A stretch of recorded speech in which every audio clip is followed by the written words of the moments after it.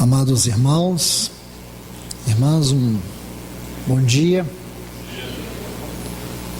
Graças ao Senhor por nos conceder o privilégio de reunirmos em seu nome mais uma vez. Eu quero compartilhar com vocês uma palavra nesta hora. Eu orei ao Senhor e pedi ao Senhor que Ele trouxesse nesta manhã aquelas pessoas que o Senhor anela falar aos seus corações. E eu tenho certeza que todos que estão aqui foram movidos pelo Senhor para receber esta palavra. Ultimamente, o Espírito Santo tem movido a sua trombeta, ele tem trovejado entre nós acerca dos dias que nós estamos vivendo.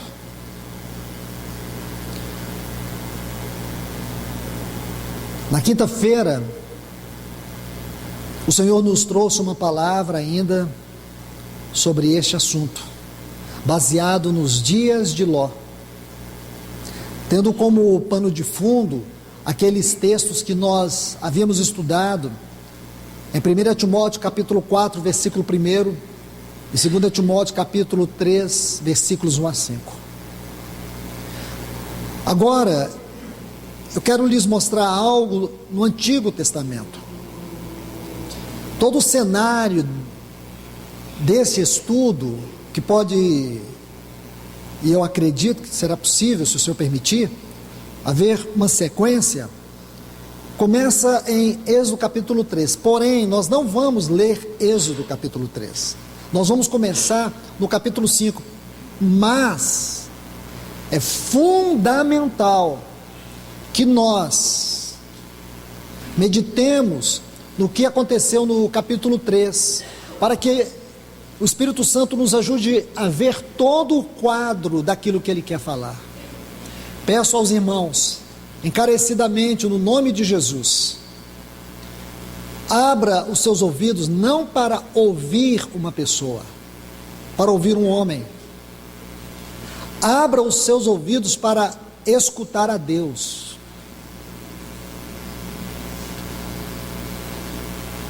E por que nós vamos estudar a partir do capítulo 3 do livro de Êxodo e a chegar até o capítulo 12, se o Senhor assim permitir?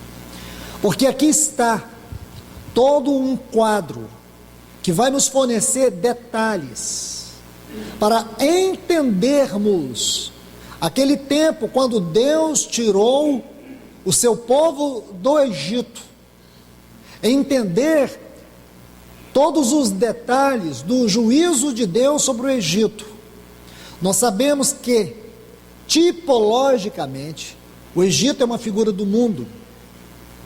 Faraó é uma figura de uma potestade espiritual. Então, meus amados, necessitamos meditar aqui com muito cuidado. Deus tirou o seu povo, é uma figura da vinda do nosso Senhor Jesus para nos tirar deste mundo.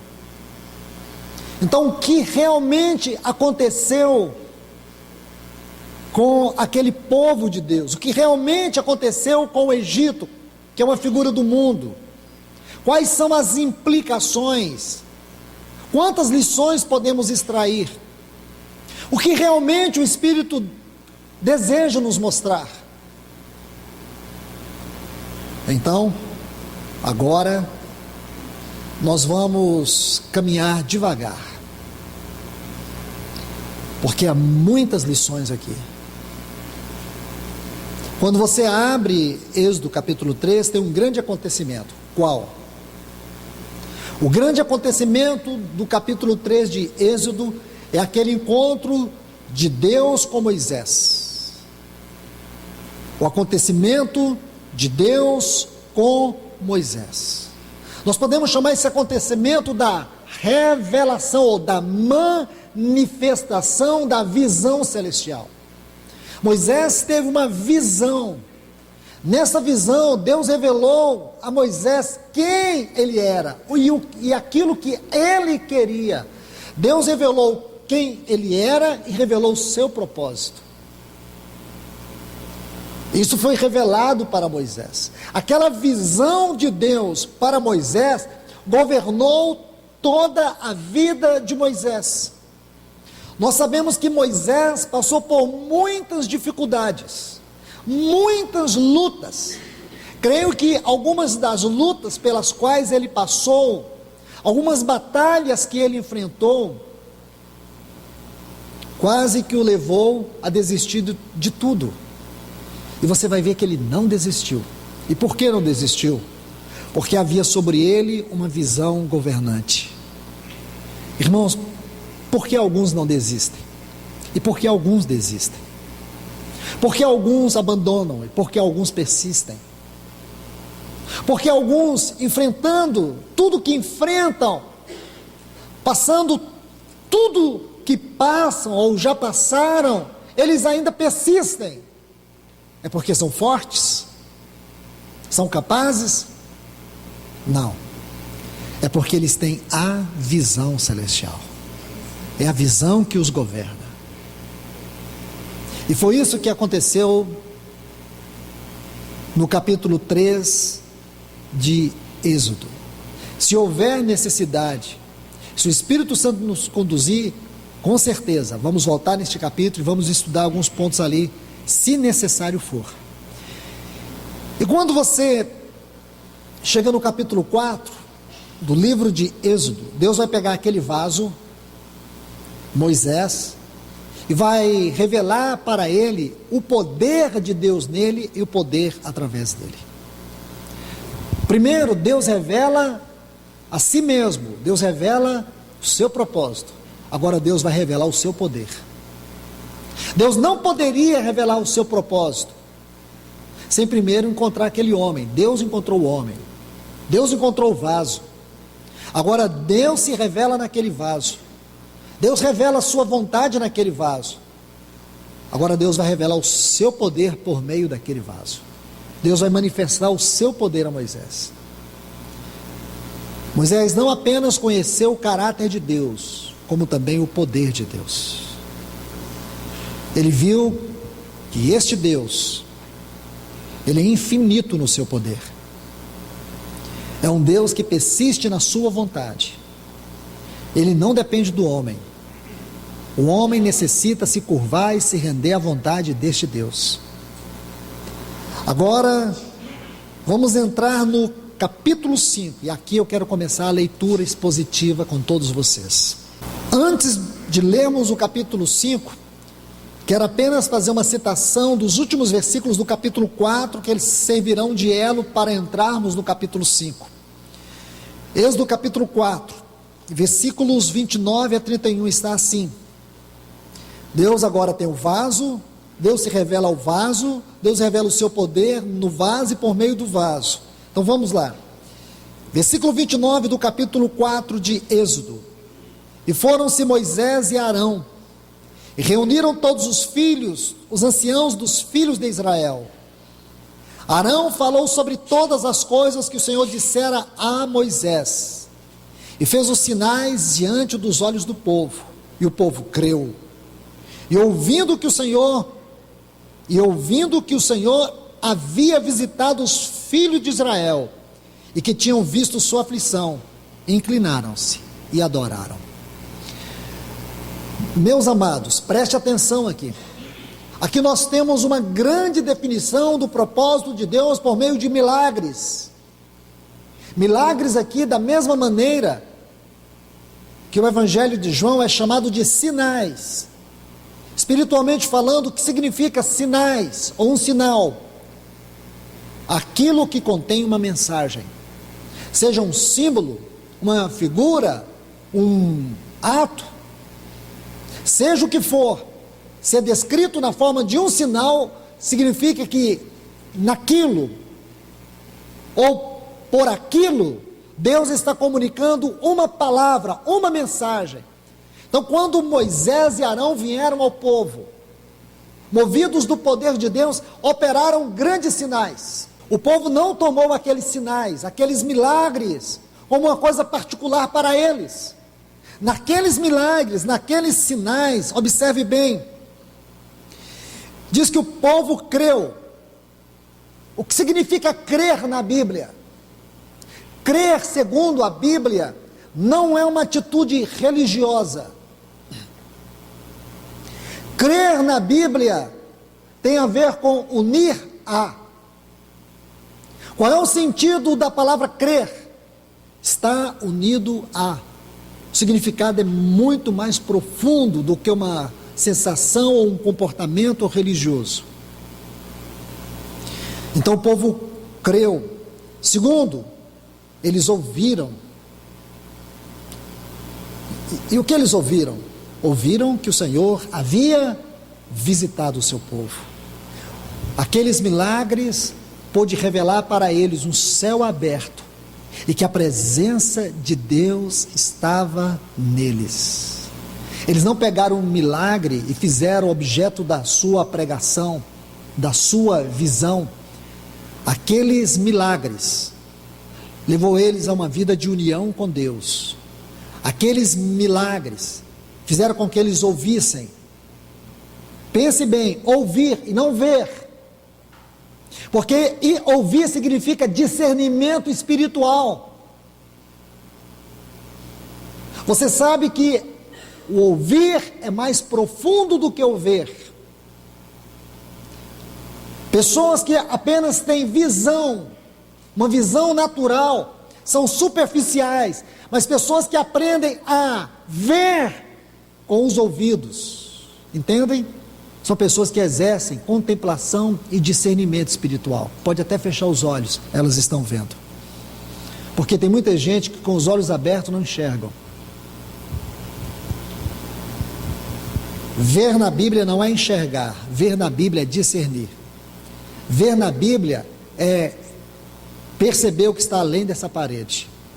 Ver na Bíblia é enxergar a realidade do mundo espiritual. Isso é com discernimento, não é com os olhos.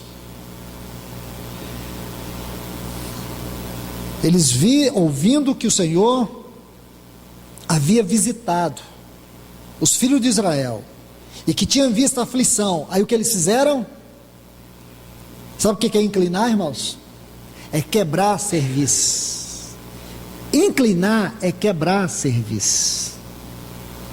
Isso é muito importante, porque são palavrinhas pequenas que a gente pode passar rápido. A gente passa rápido por elas. Escute bem. Primeira coisa, se quebrantaram. Quando eles viram os milagres, eles não ficaram tomados de ufanismo. Eles não ficaram tomados de uma alegria almática. Quando eles viram tudo aquilo, quando eles ouviram que o Senhor havia visitado eles, sabe o que aconteceu? A cerviz deles quebraram, eles se curvaram e adoraram. Quer dizer, irmãos, uma adoração sem quebrantamento é só alma, não é rendição. O que quer dizer isso, irmãos? Eles se renderam. Agora Deus não tem apenas um vaso, Deus tem um povo. O objetivo de Deus não é ter vasos apenas. O objetivo de Deus é alcançar um vaso para ter um povo. O trabalho do Senhor tem sido um trabalho minucioso, porque existe muito, aquilo que podemos chamar povo sem vaso, existe muito vaso sem o povo. Agora entremos no capítulo 5. Depois foram Moisés e Arão, versículo 1, capítulo 5 de Êxodo, versículo 1. Depois foram Moisés e Arão diante de Faraó, e lhe disseram: assim diz o Senhor, o Deus de Israel. Agora olha essa frase: deixa ir meu povo. Guarde essa frase aí: deixa ir meu povo. Sabe quantas vezes essa frase ocorre entre os capítulos 5 a 12 do livro de Êxodo? 7 vezes. 7 vezes Deus vai dizer para aquele principado: solta meu povo, deixa o meu povo ir. 7 vezes. Deixa meu povo ir. Se você olhar, vou te passar os textos. Anote os textos. Capítulo 7, aqui de Êxodo. Êxodo capítulo 7, versículo 16. Êxodo capítulo 8, versículos 1 e também o 20. Êxodo capítulo 9, versículo 1 e o versículo 13. E Êxodo capítulo 10, versículo 13. Se você não anotou, depois pega comigo. Mas escute bem. Em todos estes capítulos e versículos, vocês vão ver Deus dizendo para Faraó: deixa meu povo ir. Porque Deus teve que insistir? Uma palavra de Deus seria suficiente. Irmãos, Deus, embora dissesse para Faraó: deixa o meu povo ir, ele estava demonstrando o seu desejo, que o desejo dele era dizer para Faraó que este povo não era o povo de Faraó, era o povo de Deus. Mas por que ele disse 7 vezes? Para criar o mundo ele deu uma palavra. Esta palavra que Deus dá para Faraó, ela tem a medida certa para aquilo que Deus quis. Porque se Deus tivesse dado uma ordem, Faraó jamais desobedeceria. Porque nesta ordem, nesta frase, deixa meu povo ir, tem muito a ver conosco hoje. Porque Deus está mostrando como é difícil os cristãos se soltarem deste mundo. Porque não bastava simplesmente Faraó deixar o povo ir, o povo deveria ter o desejo de ir. Deus tinha que trabalhar nesse povo, e Deus também iria julgar Faraó, e Deus iria julgar o Egito. Então preste atenção, não olhe para esta frase e tire conclusões precipitadas. Embora Deus dissesse 7 vezes, deixa meu povo ir, essa frase é muito significativa. Ela revela muito mais do que você pode imaginar. E nós vemos, irmãos, que não está sendo difícil para muitos cristãos ir, partir, deixar este mundo, como um trigo, soltar suas raízes dessa terra. Existe um principado que está fazendo de tudo para que o povo de Deus não se solte deste mundo. Então esta frase é significativa. Essa frase é importante, porque ela não apenas vai mostrar para nós o poder, a resistência opressora deste principado, desta potestade que está sobre a terra, mas também revela que o nosso coração corresponde aos anelos deste mundo. Que em muitas situações nós revelamos o quanto nós estamos apegados a este mundo e não queremos ir. Falamos da volta do Senhor, mas isso não tem peso na nossa vida. Falamos da volta do Senhor, mas isso não mexe com a nossa conduta, não mexe com os nossos afetos, não mexe com aquilo que sinto, não mexe com aquilo que penso, não mexe com aquilo que eu quero. Tudo fica numa esfera superficial e religiosa. E nós nem ao menos nos damos conta de que nossa mente já está cauterizada com as definições que nós fazemos de coisas sagradas, de realidades profundas. Cantamos a volta do Senhor sem ao menos desejar que Ele volte. Falamos da volta do Senhor sem a menor convicção e certeza que Ele vai voltar. Esta frase é muito profunda. Deixe meu povo ir, para que me celebre festa no deserto. A gente vai falar sobre isso mais à frente. O que realmente Deus estava querendo com essa festa, o que Ele realmente buscava neste povo, no deserto. E Faraó respondeu: quem é o Senhor para que eu ouça a voz e deixe ir Israel? Eu não conheço o Senhor, tampouco deixarei ir Israel. Agora você entende? Irmãos, prestemos atenção nesta frase mais uma vez: deixe meu povo ir. O desejo do Senhor é que todos nós possamos ir. Mas existem 2 problemas que devem ser resolvidos. O primeiro é que Deus terá que julgar este mundo, e Deus vai julgar os poderes deste mundo. Enquanto Deus não julgar este mundo, não julgar os poderes deste mundo, o seu povo não poderá ir. Para isto que Apocalipse capítulo 8, até o capítulo 10, vai nos revelar que Deus julgará as nações, os poderosos deste mundo. Deus destronizará os reinos deste mundo. Deus vai esmagar a glória deste mundo. E Ele vai exaltar o seu nome, Ele vai exaltar a sua glória, Ele vai exaltar a sua santidade, e Ele vai elevar acima de todos a sua vontade. Deus vai fazer isto. Deus vai julgar Satanás e vai aprisioná-lo por 1000 anos. Aí o seu povo poderá ir. Antes disso, agora o que Deus está revelando nessa frase ainda? É que é o seu anelo que nós possamos ir. É como se Ele dissesse 7 vezes: vem meu povo, vem meu povo, vem meu povo. Aquele que está no Apocalipse, o Espírito e a noiva dizem: vem.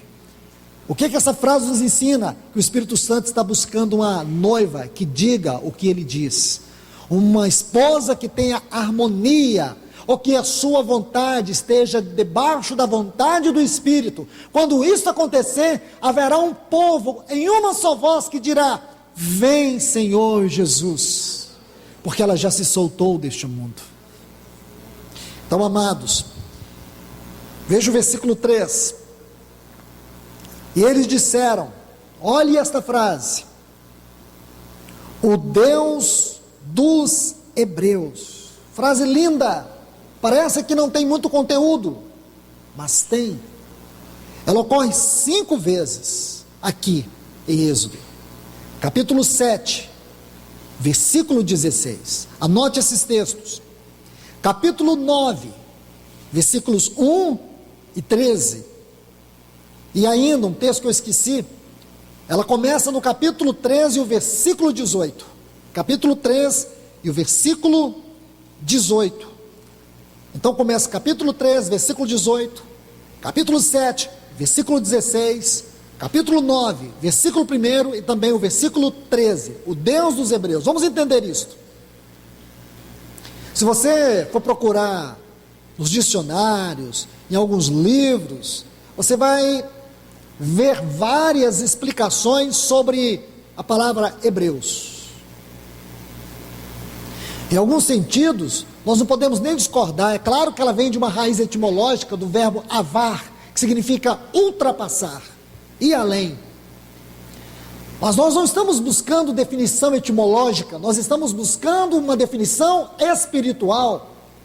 Ora, nós temos um livro da Bíblia, um dos mais importantes, que é chamado Hebreus.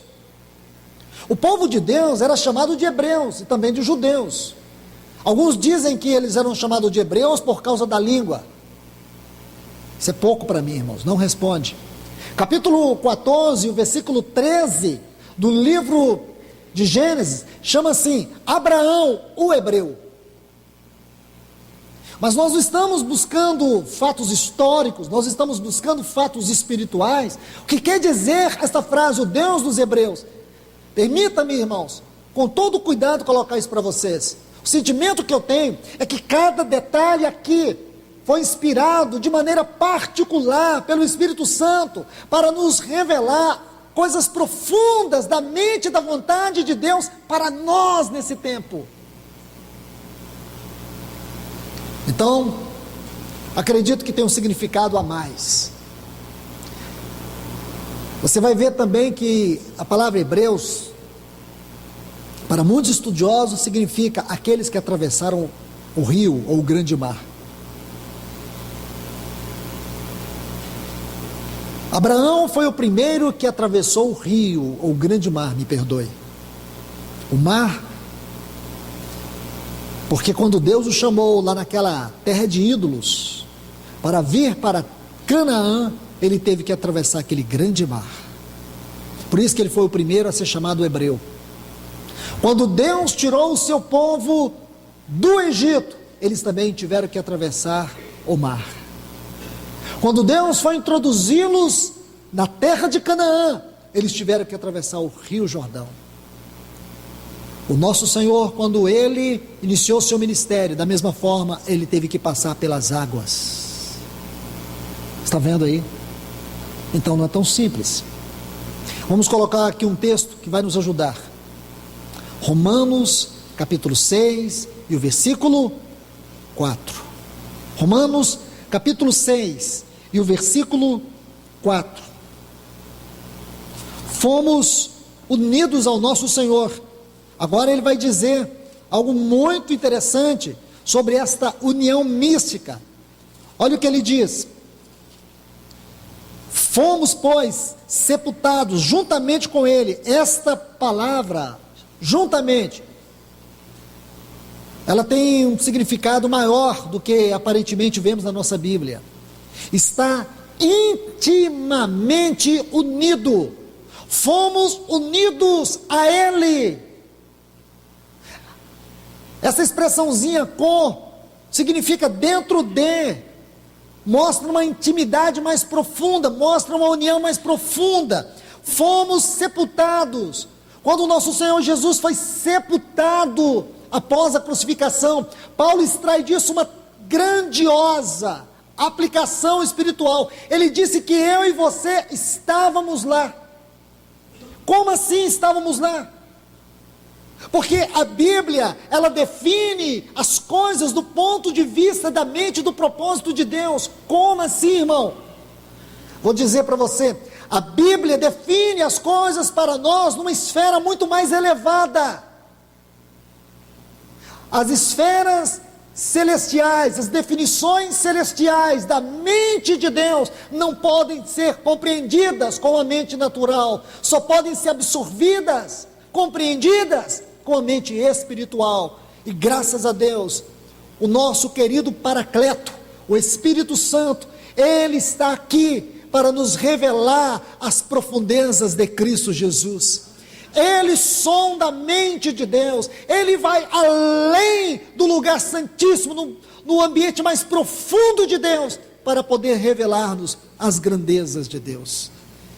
Então, quando Cristo foi sepultado, Paulo diz assim, que nós fomos unidos a Ele. Eu e você estávamos mortos e não sabíamos disso. Aí nós convertemos, fomos vivificados. Ainda não tínhamos a realidade completa disso. Porém, o Espírito Santo diz para mim e para você, há 2000 anos atrás, quando Cristo foi sepultado, você foi sepultado com Ele, você já estava nele. É isso que Deus vê, você foi unido com Ele no seu sepultamento. Aí ele diz, por meio do batismo. O que é batismo, irmão? O que é batismo, irmã? Liturgia, é uma liturgia, liturgia não. Não fale disso, não fale dessa forma. Batismo não é liturgia.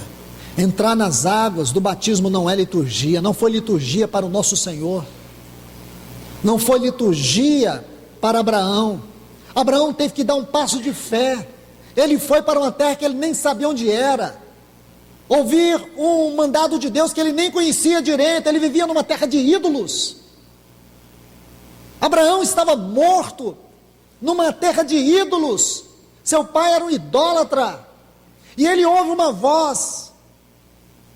A Bíblia diz para nós, em Atos dos Apóstolos, capítulo 7, Deus apareceu para Abraão 11 vezes. A primeira delas está em Atos, registrada em Atos, não em Atos, registrada em Atos, capítulo 7. O Deus de toda glória apareceu para Abraão. Irmãos, não foi você que foi atrás dele, foi ele que foi atrás de você. Ele entrou na terra da idolatria onde nós estávamos.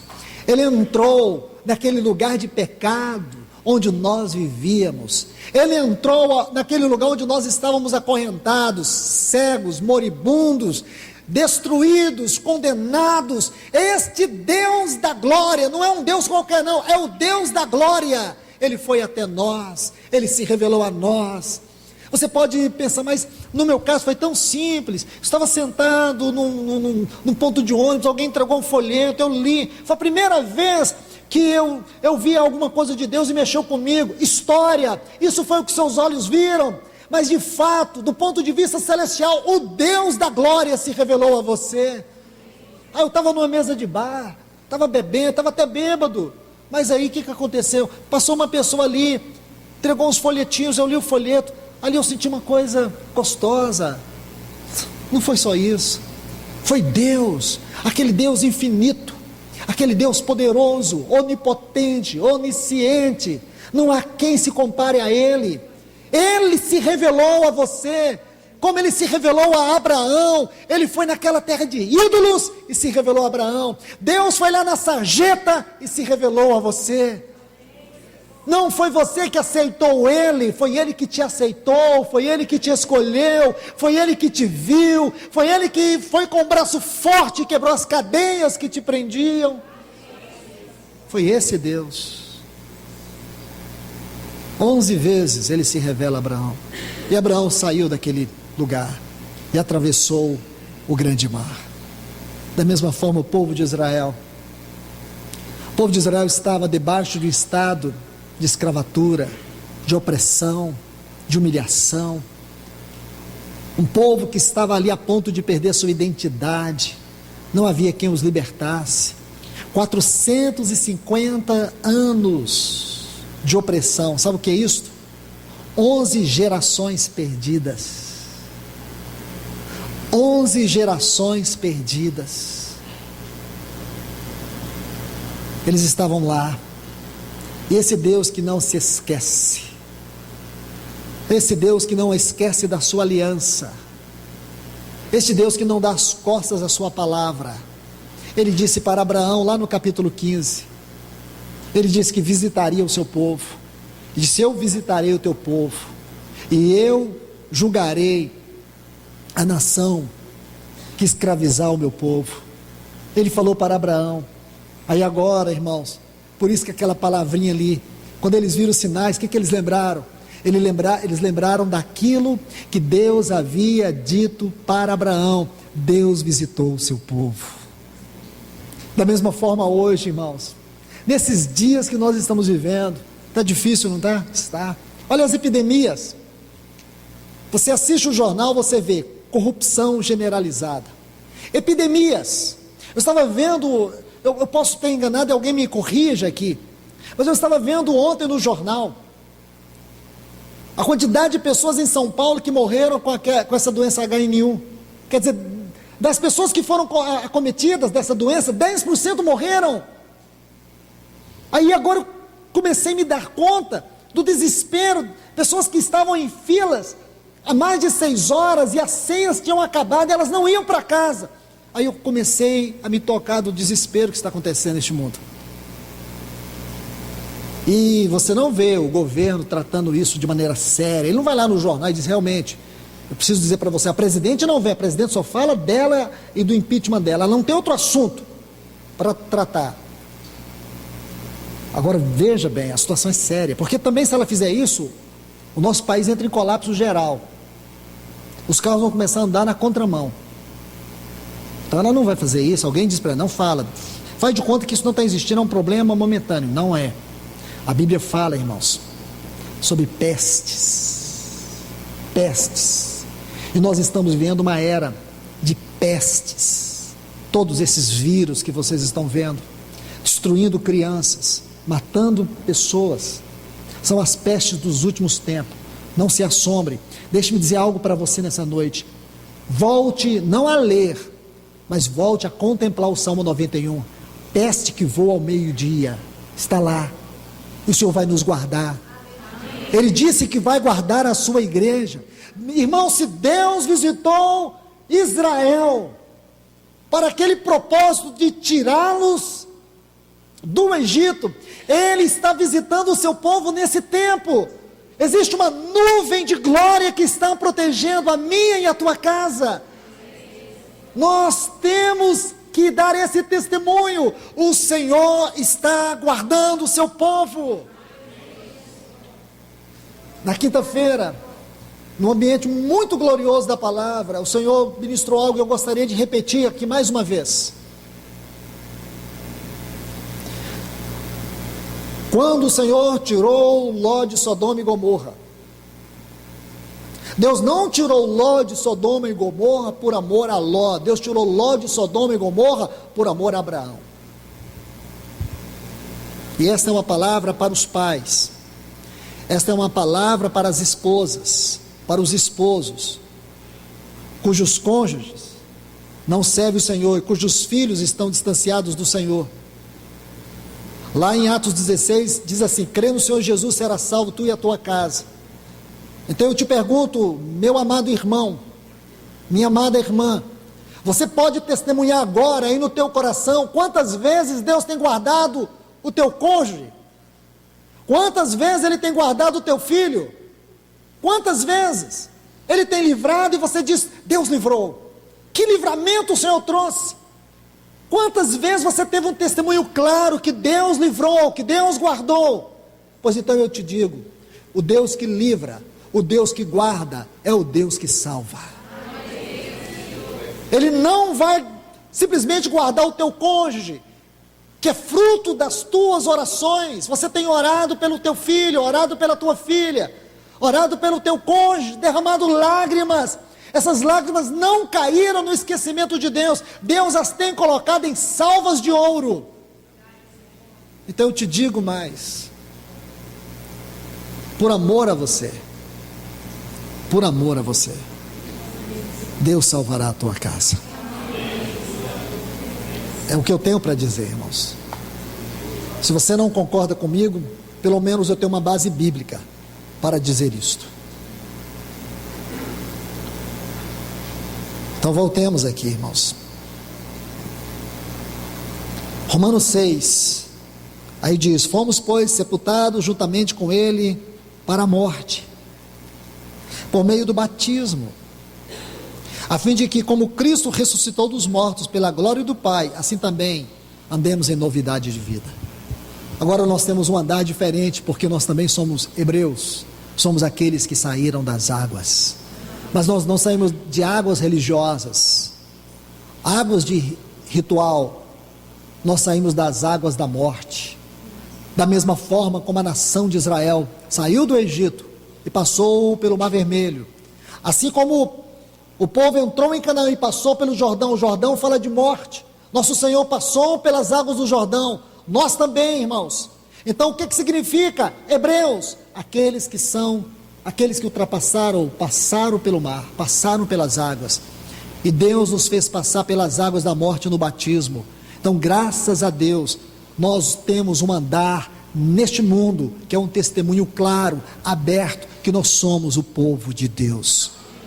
O Deus dos hebreus, o Deus da igreja, aquele que é o cabeça da igreja, aquele que é o noivo da igreja, aquele que nós temos como pai, porque somos a sua família, os seus filhos, aquele que nós o temos como noivo, porque nós somos a sua noiva, e aquele que nós o temos como o grande santuário, o Espírito Santo, o Espírito de habitação, porque nele nós seremos este grande templo eterno, para que ele habite com todo o seu poder e com toda a sua glória.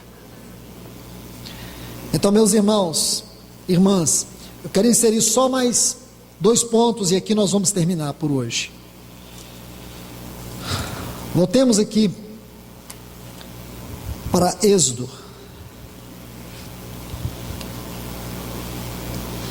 versículo 3, capítulo 5, versículo 3. E eles disseram: o Deus dos hebreus nos encontrou. Iremos, pois, agora caminho de 3 dias pelo deserto e ofereceremos sacrifícios ao nosso Senhor. Quero falar sobre esta frase: caminho de 3 dias. Caminho de 3 dias. Aqui em Hebreus, aqui em Êxodo ocorre no capítulo 13, versículo 18, depois no capítulo 8 e o versículo 27. A melhor definição dessa frase, caminho de 3 dias, está em Números, capítulo 10 e o versículo 33, e também em Números, capítulo 33 e o versículo 8. Então deixe-me explicar essa frase, caminho de 3 dias, porque ela é significativa. Quando Deus ordenou a Moisés que dissesse a Faraó para deixar o povo ir, disse para que o povo ande caminho de 3 dias no deserto e me ofereça sacrifícios. Mas nós sabemos que não foi um caminho de 3 dias, foi um caminho de 40 anos. Então o que quer dizer 3 dias? Onde é que Deus errou aqui? Deus enganou o Faraó? Deus não enganou o Faraó, porque caminho de 3 dias, da mesma forma, Deus nos Hebreus, cada frase que nós estamos vendo aqui, deixa meu povo ir, tem um significado espiritual. A vida do nosso Senhor Jesus foi uma vida vivida em 2 etapas aqui na terra. A primeira, 3 anos. A segunda, 6 meses. Essa primeira fase, ele começa ali de Nazaré e termina no Hermon. O livro de Lucas nos ajuda a entender isto. Então Lucas, se você pegar Lucas, desde o capítulo 2 até o capítulo 9, são estes 33 anos. Se você pega do Hermon até Jerusalém, você vai ver que ele gasta 6 meses. Então de Lucas 9 até Lucas 24 foram os 6 últimos meses da vida do Senhor. Então nós podemos dividir isso em 2 fases. Na primeira fase, foram aquelas fases dos seus 33 anos. E a segunda fase é a fase dos 6 meses. Essa primeira fase é chamada o caminho da cruz. O caminho da cruz. Ele primeiro andou o caminho da cruz, para depois morrer na cruz. É justamente este caminho de 3 dias aqui. É chamado o caminho da cruz. 3 dias, caminho da cruz. Nosso Senhor, ele esteve na morte 3 dias. Aqui você vai ver algo muito significativo. Onde quer que nós caminhemos na palavra de Deus, tentando entender essa tipologia, nós vamos chegar a este princípio. Estudando a história do povo de Israel, você não tem como mudar isto. Se você ler os capítulos que eu acabei de citar em Números, capítulo 10, o versículo 33, aliás, e o capítulo 33, e o versículo 8, você vai ver que Deus diz para o povo caminhar de Ramsés até Pi-Hairote. Importante isso. Se você quiser, olhe comigo aqui, vamos ver para que vocês tenham clareza da revelação. Números capítulo 33. Veja o versículo 8 que eu acabei de citar. Números 33, versículo 8. Lê, prestando bastante atenção. Tendo partido de Pi-Hairote, então, escute, eles saíram de Ramsés, passaram por Sucote, chegaram em Etã. Ali em Etã, o Senhor coloca eles debaixo da nuvem. Como diz Paulo em 1 Coríntios 10, eles foram batizados na nuvem. Aí, depois que foram batizados na nuvem, que coisa significativa, irmãos. Eles foram para Pi-Hairote. Pi-Hairote foi onde eles atravessaram. Tiveram uma grande experiência com Deus. Eles ficaram acampados ali em Pi-Hairote. Aí o que aconteceu ali? Escute, o exército de Faraó, esse principado, essa potestade, vinha sobre eles, contra eles, e o povo começou a desesperar, o povo começou a entrar em pânico, porque eles, com certeza, ouviram todo o barulho dos movimentos dos carros e dos cavaleiros do Egito, e eles estavam encurralados. De um lado havia montanha, à frente havia o mar, e atrás o exército de Faraó. Então eles entraram em pânico. Aí o que a nuvem fez? A nuvem saiu do povo e se colocou entre eles e o exército de Faraó. Que coisa linda, irmãos. Aí Deus diz assim para Moisés: o que você tem na mão? Ele disse: a vara. Ele disse: toca as águas. Aí quando Moisés tocou, aqueles braços onipotentes de Deus sustentou o mar, e o povo passou a seco. Irmãos, isso aconteceu aqui em Pirairote. Eles foram batizados nas águas. Está vendo aqui? Batizados, eles entraram na morte para poder experimentar a vida. O que aconteceu comigo e com você, irmãos? Nós passamos pela morte. Agora toda a vitória de Cristo é a nossa vitória. Aí diz assim: e andaram caminho de 3 dias no deserto de Etã. Aí sim, eles voltam seguindo, margeando o mar, deserto de Etã, e vão para Mara. O que é Mara? Amargura, aflição, porque tudo isso, caminho de 3 dias, caminho de 3 dias, o que eles enfrentaram nesse caminho de 3 dias? Lutas, aflições, guerras, mas o Senhor estava com eles. Chegou em Mara, sede, e o povo não tinha o que beber, porque águas amargas. Aí o que diz para Moisés? Pega o lenho, figura da cruz, coloque na água, e aí o povo pôde beber. Irmãos, é o trabalho da cruz que adoça a nossa vida em tempo de angústia. Então isto é o caminho da cruz. Quem aqui não passa luta? Quem aqui não passa dificuldades?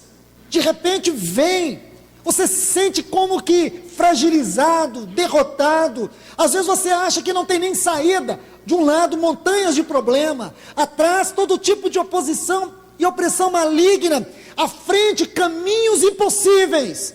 Mas você tem que olhar para cima, para o alto. Você olhando para o alto, Ele está lá com as mãos estendidas. Ele não encolhe as mãos, Ele estende as mãos. Mas este é o caminho da cruz. Não é fácil, irmãos. O nosso Senhor teve que andar por este caminho.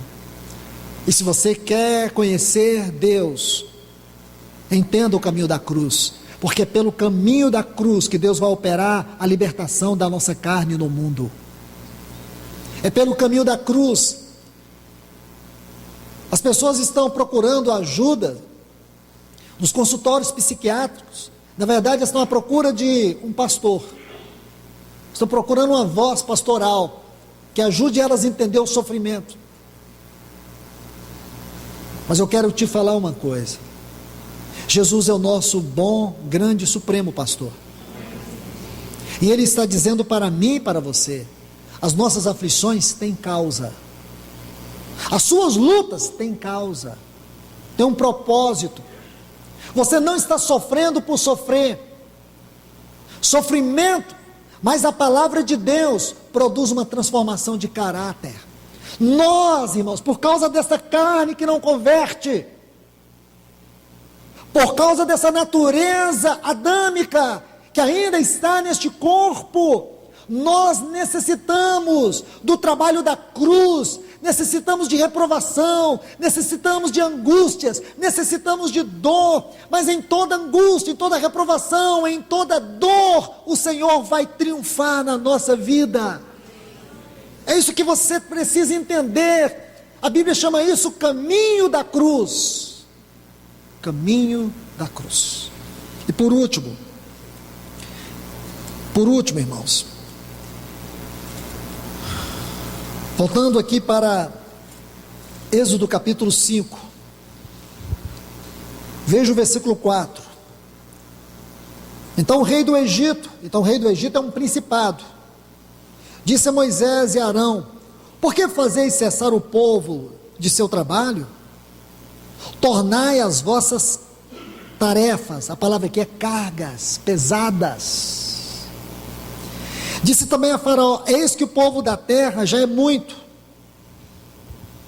e vós fazeis abandonar suas tarefas. Entenda este quadro para que você tenha a revelação. Agora Faraó está preocupado, sabe por quê?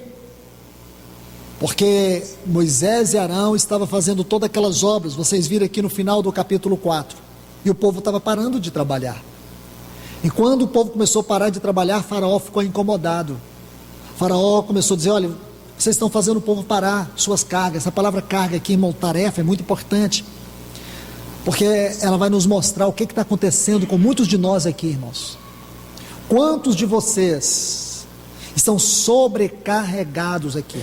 Não tem mais tempo. Não reúne porque não tem tempo. A leitura da palavra de Deus está sendo uma coisa estritamente esporádica.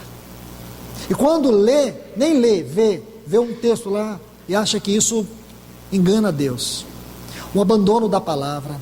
Oração só no café da manhã, no almoço, e olha lá. Se não ora, comendo. Abandonaram a oração, abandonaram a palavra, abandonaram a oração, abandonaram a comunhão. Comunhão. Hoje essas coisas não são prioridades devocionais. Por quê, irmãos? Explicação: não tenho tempo.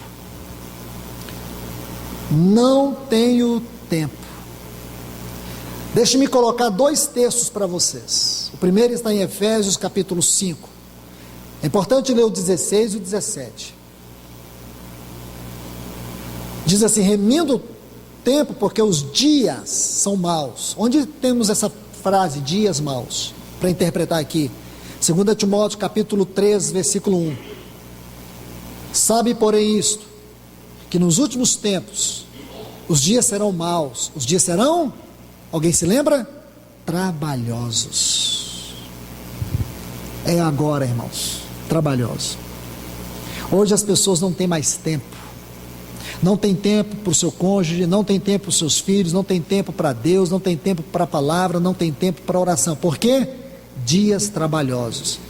O problema não está no seu trabalho, o problema está na sua prioridade. Porque tempo é uma questão de preferência ou prioridade. Escute bem. Tempo é uma questão de preferência ou prioridade. Você não está trabalhando mais do que você trabalhava há 10 anos atrás. A questão é que o mundo hoje está numa opressão espiritual e os trabalhos estão se tornando coisas opressivas. As pessoas estão se tornando mais depressivas, mais desanimadas. As pessoas estão vivendo angústias. Elas acham que elas têm que produzir mais para ter mais. Você precisa ter a bênção de Deus naquilo que sobra, ou quando nem sobra, você fique pelo menos com a bênção de Deus. Se não sobrou nada e você tem a bênção de Deus, você vai viver uma vida mais abençoada. Dura quando você batalha, tem e você percebe que não tem nada. Você tem angústia, você tem dificuldade, você tem infelicidade. E hoje nós, na grande maioria, buscamos o ter para poder gastar com prazer. Aí outra forma que Satanás oprime, angustia, rouba o tempo, porque lá na frente você está tendo a viagem, aquela viagem. Aí eu preciso trabalhar por causa da viagem, mas em detrimento à viagem, a fé está indo para o lixo. E é isso que este principado está fazendo. Mas Deus tem sua boca, Deus tem os seus trovões, Deus tem a sua trombeta, e Ele está falando com você, meu irmão e minha irmã. O que está acontecendo com o tempo? O seu tempo. A doutrina do tempo é exposta em um capítulo da Bíblia, Eclesiastes 3, lembra? Se você olhar ali, 10 vezes ocorre a palavra tempo. 10 textos com a palavra tempo. E um deles é o versículo 11. Diz que Deus criou todas as coisas de maneira formosa, mas Ele colocou a eternidade no coração do homem. No nosso coração não deve ter tempo, deve ter eternidade. Mas como assim? Porque tudo que nós fizermos não é para o tempo, é para a eternidade. Mas sabe o que está acontecendo? As pessoas estão fazendo tudo para o hoje. Esta era uma filosofia antiga, no tempo de Paulo, a filosofia dos epicureus. Eles diziam assim: comamos e bebamos que amanhã morreremos. Muitos cristãos são praticantes inconscientes desta filosofia grega. Eles querem viver o hoje, o agora. A fé para eles é aquela fé religiosa que foi ensinada pela igreja na época medieval, onde as pessoas iam para os locais de reunião para poder aliviar suas consciências, e não porque tinham um compromisso com Deus. Em Atos dos Apóstolos, irmãos, a reunião da igreja, quantas vezes você vai ler em Atos dos Apóstolos? Estavam juntos, estavam reunidos, e todos juntos. Quantas vezes? 11 vezes. E a palavra ali que define essa frase, reuniam e estavam juntos, é o termo grego homochumadon, só ocorre aqui em Atos dos Apóstolos uma única vez, em Romanos capítulo 15. Aqui em Atos, você não encontra a palavra comunhão mais do que uma vez, só ocorre uma vez a palavra comunhão, koinonia, em Atos 2:42. Agora você pensa, meu Deus, como que a Bíblia diz que eles perseveravam na comunhão e a palavra comunhão só ocorre uma vez? Porque a palavra que o Espírito Santo usa ali é outra, que é usado somente com ênfase em Atos, harmonia. A ênfase estava nisto. E quantos irmãos não têm tempo de reunir, não tem tempo de ler a palavra, não tem tempo de orar? Sabe por quê? Satanás, esse principado aqui, está roubando o seu tempo. Ele colocou cargas. Essas cargas aí, elas têm duas fortes características que você pode discernir agora, com a ajuda do Espírito Santo: ansiedade e depressão. Quantas pessoas estão esgotadas emocionalmente? Quantas pessoas estão aqui, passadas? Quantas pessoas esgotadas, desanimadas? E vou te falar uma coisa: você tem ânimo para atravessar esse país, mas você não tem ânimo para atravessar a cidade, buscar comunhão com os irmãos, porque sua alma, seus afetos, seus desejos estão governados por uma força espiritual que governa o mundo. E é disso que Deus quer libertar o seu povo. É disso que Deus quer libertar o seu povo. Você não tem ânimo para levantar, para ter comunhão com o Senhor. O que é isso? Esgotamento espiritual, não é físico não. Esse é o grande queixume dos cristãos desse tempo. Aqui está um povo, irmãos, que é o retrato nosso. Aqui está vossas tarefas. Aí o que Faraó estava preocupado? Que de repente Moisés e Arão falando a palavra de Deus, o povo iam se libertar dessas cargas. Deixe-me colocar um texto aqui, que você vai ver que interessante é. Veja o versículo 6, do capítulo 5, Êxodo 5, 6. Faraó deu ordem naquele mesmo dia aos superintendentes. Este é um termo genérico aqui no hebraico, no Velho Testamento, mas ocorre 23 vezes. Sabe o que significa essa palavra? Opressor. Opressor. Então o que esse principado diz? Ele coloca um opressor e diz para um opressor e os seus capatazes: daqui em diante vocês não vão colocar palha para o povo não, para eles fazer tijolo, eles mesmo que busquem suas palhas, mas eu não quero que o trabalho diminua. O que o opressor fez? Dobrou o trabalho do povo. Agora trabalho dobrado. Por que opressão? Porque a opressão é uma forma de Satanás manter o povo cativo nessa terra e perder a hora da vinda do Senhor Jesus. Hoje a igreja, irmãos, de maneira geral, está oprimida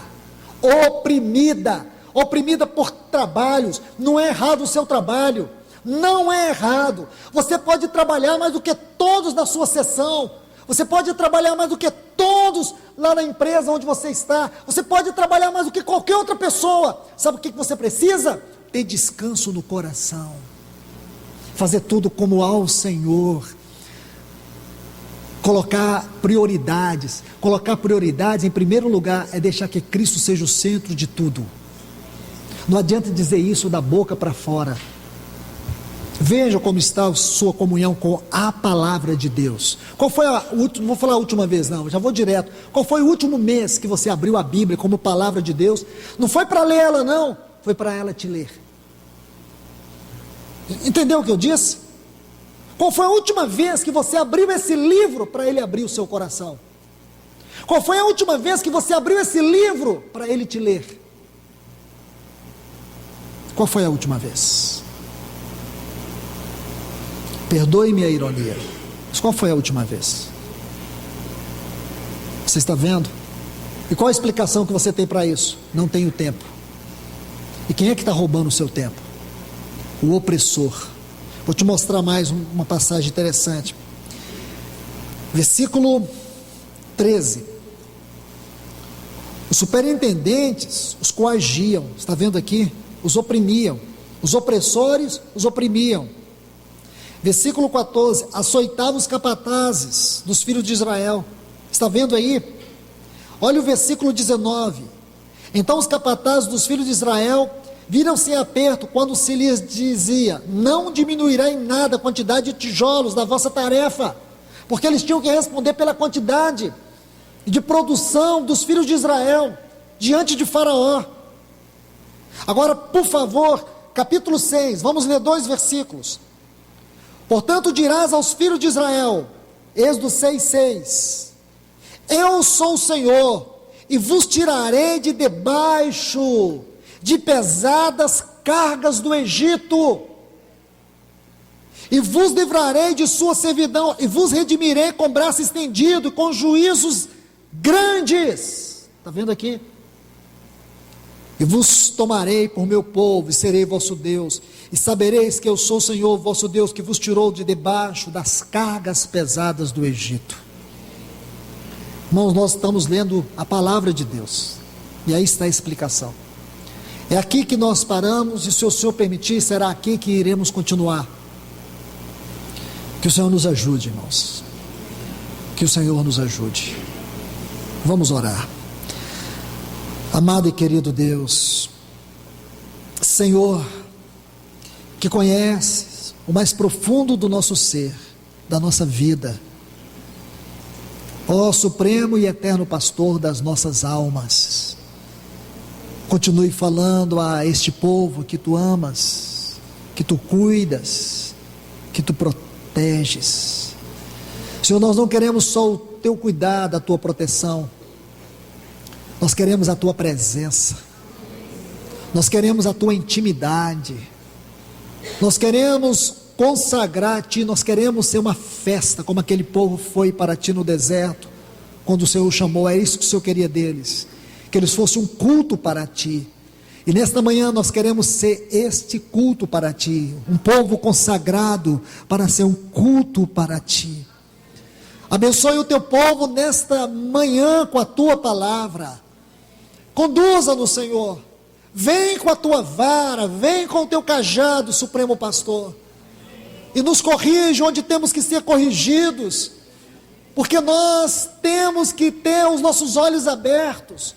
Então te pedimos, derrama colírio, que a tua palavra seja um colírio para os nossos olhos espirituais, que ela tire dos nossos ouvidos todos os comichões que nos impedem de ter discernimento espiritual, para que nós tenhamos um grito de maranata no nosso coração, Senhor, que nós sejamos um testemunho, uma voz profética do Senhor nesses dias, um testemunho de quem anda rumo para o alvo, para o prêmio da soberana vocação de Deus em Cristo Jesus.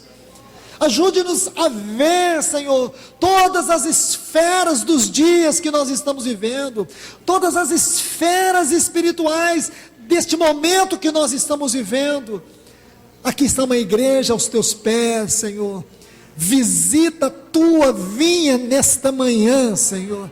Visita-nos, Senhor, abre os nossos olhos, para que nós possamos verdadeiramente saber que o Senhor está visitando o teu povo nesta última hora, que o Senhor não abandonou a tua casa, que o Senhor não desprezou o teu povo, mas que o Senhor está agora abrindo o teu céu sobre ele, o Senhor está trovejando tua voz sobre este povo. Senhor, nós queremos escutar a tua voz, para nós não perder o toque da tua trombeta, Senhor. Senhor, como diz o livro de Joel, tocai trombeta em Sião, dai voz de rebate. Senhor, nós queremos esta voz de alegria da tua trombeta, nós queremos a voz do chamamento da tua trombeta, queremos lavar as nossas vestes da tua santidade, Senhor, purificá-las no sangue do teu Filho Jesus. Nós te clamamos, Senhor, no glorioso nome do teu Filho Jesus. Nós te clamamos, Senhor, visita o teu povo nesta manhã, Senhor. Queremos comer deste pão, queremos beber deste cálice em tua presença. Queremos, Senhor, porque a qualquer hora nós iremos comer aí na tua glória celestial. Dai-nos anelos dos céus. Dai-nos anelo dos céus. Nós te clamamos nesta manhã, no nome do teu Filho Jesus. Amém.